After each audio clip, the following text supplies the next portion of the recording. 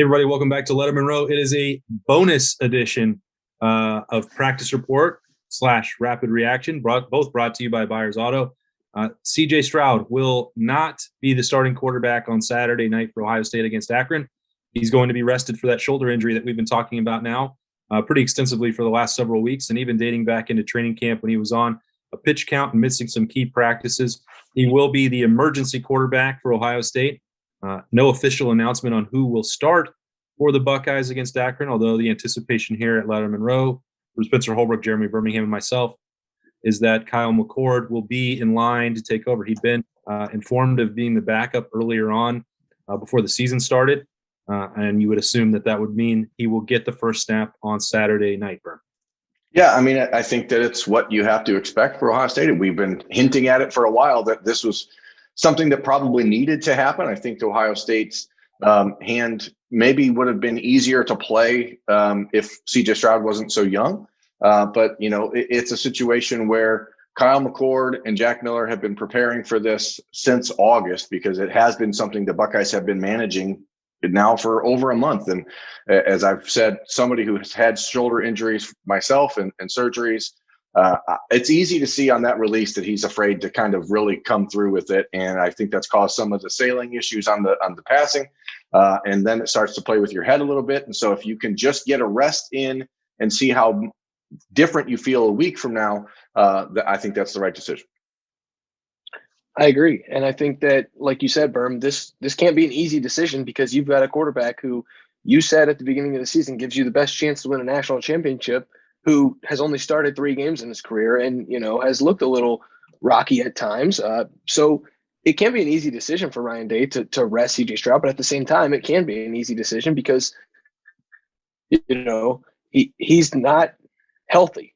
And so to get him healthy, maybe they can sit him for a week against the worst team in FBS potentially, and then you can go from there and see if he's healthy enough to play against teams in the Big Ten, because you need him more in the Big Ten than you do against Akron. The injury part of this should have made it for a much easier decision, but that doesn't mean that it was one for Ohio State. There are 1,000 complications that have to be considered when you're managing quarterbacks, and I know that the shoulder issue is not materially different today than it was at this time last Thursday, and CJ Stroud played through it, or the week before that. It's not new. It hasn't been exacerbated, to my knowledge, by other throws or by the hits that he's taken against Minnesota or Oregon. Now, he looked the least effective last week, and it appeared even during warmups that it was dangling by his side. But again, this is Ohio State thought it was a situation that could be managed by CJ Stroud. He was able to throw. He could get through games. He was, as he said, every week healthy enough to play. And he, as a competitor, would not want to give up his spot. That's why he earned that starting position in the first place as a leader for this team, and the one who gave Ohio State the best chance to win. As Ryan Day has said in his evaluation of these guys, if it had been much closer when they looked at CJ Stroud on the practice field compared to Kyle McCord or Jack Miller, maybe they would have rotated or given other opportunities in the first 3 games to either of those 2 other guys.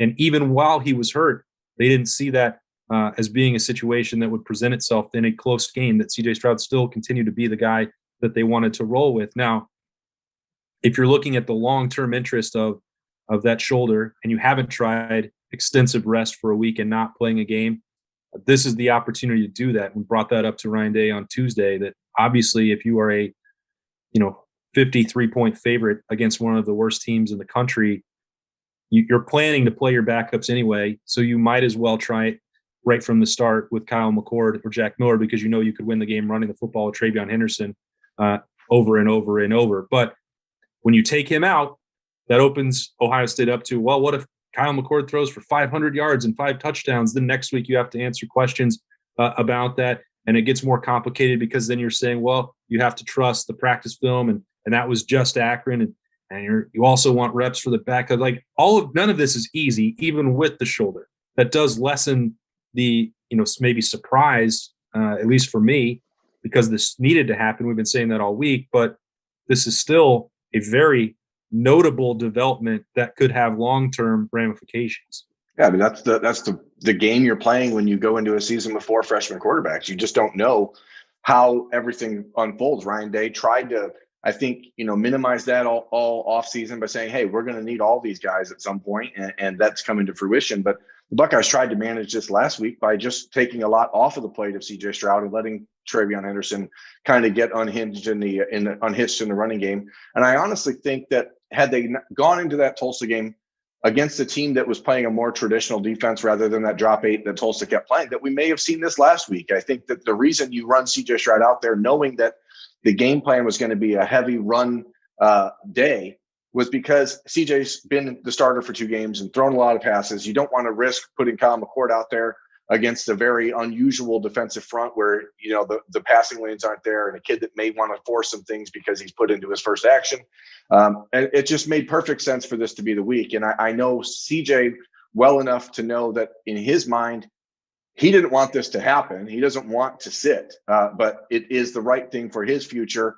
It is the right thing for his health. And, then you start to get into that question of, is it, the old adage, if you have 2 starting quarterbacks, you have none.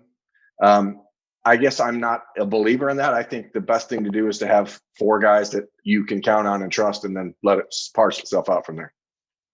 Yeah, but, I don't think that anything in this now, I'm not going to call it a quarterback competition by any means, but anything's going to be settled as far as, the Akron game. I mean, I'll keep saying it, they're just playing Akron. And so can you really learn a lot other than, how does a Kyle McCord or a Jack Miller handle reps in the horseshoe with over 75,000 people there? I think that's really what you learn out of this game. It's not, I don't think there's going to be anybody that's going to draw a lot of, could Kyle do better against Big Ten teams than CJ moving forward after this Akron game? But with that being said, no quarterback wants to give up a starting spot. CJ doesn't want to sit on the bench for a game. He said it over and over every single time after games. He's healthy enough to play, so he's playing through it. And this is just a game where you don't necessarily have to play through it. You can rest. And so I think that's the biggest thing here is he can play. He's healthy enough to play because he has played through this exact injury the first 3 games of the season. But is it worth it? Like you said, Austin, for his long-term health, for the health of for the team overall right now? Probably not. Now let's look at what could or should or will happen on Saturday night. These last 2 days have not been the first practices that CJ Stroud has missed, and he made some references to that previously, that it's been tough for him to get through some of these weeks with that shoulder injury that we've talked about. So that means that there have been other first team reps available to Kyle McCord and or Jack Miller. And Ryan Day has said that they have tried to rotate with both of them to get them both ready as ready as they possibly can be. And those are practice reps. Those are not game reps, of which Jack Miller has some, but he's not thrown a pass at the collegiate level. And Kyle McCord has never stepped on the field yet for Ohio State as a true freshman. McCord, though, we saw him really strong spring come along, finished that with some big throws in the spring game, some that showed some aggressiveness and maybe youthful exuberance that he may not want to try in real games. Although, as Spencer said, it is just Akron. But he's willing to go out there and be a gunslinger.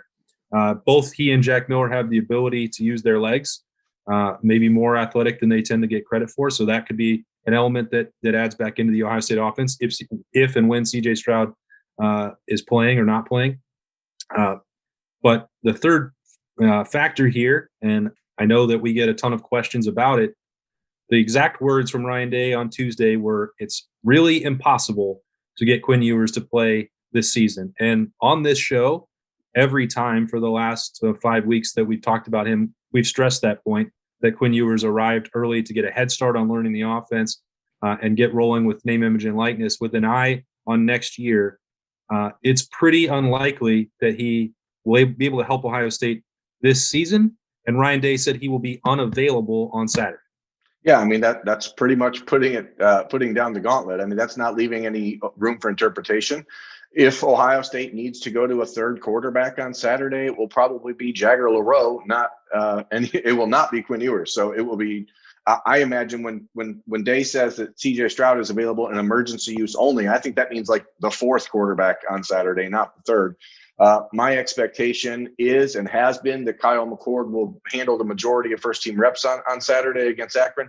I think it's a big day for him. I mean, Spencer, to your point, you're not going to learn a lot about how you read a defense or how you handle, different intricacies of the position against Akron. But I think it is important for Ohio State to see how, in a night game environment, for a kid who's never handled the offense before, how Kyle McCord goes out there and runs the show. Because if this situation for CJ Stroud lingers at all, then the second game that Kyle McCord is going to play in is going to be at night at Rutgers. And so, afternoon at Rutgers. By the time it's over, it'll be far more intimidating. By the time it's over, it'll be nighttime. But I just think that you're going to see it's a big day for Kyle McCord. He needs to go out there and show that gunslinger mentality can be reined in a little bit, that he's not going to be out there willing to just throw the ball around and make mistakes, because that's why he was behind CJ Stroud to begin with. Was he sometimes that young guy with the big arm thinks, hey, I'm going to throw the ball wherever I want.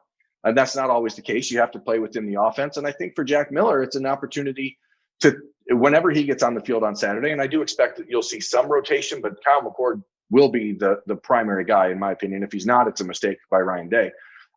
But when Jack Miller gets out there, he's got to show other people, hey, that spring game where I was a little flustered or I didn't play my best, that's an anomaly, because we live in a totally different era of college football now. This is an audition for Jack Miller, let's be honest, probably for some other school. And so you want to figure out how you get that opportunity out there to put best foot forward. And it's a big game. You have a luxury at Ohio State where you're a first-time quarterback throwing your first college pass, whichever guy's out there, and you're throwing it to two of the best receivers in college football, with maybe one of the best running backs in college football, behind the best offensive line in college football.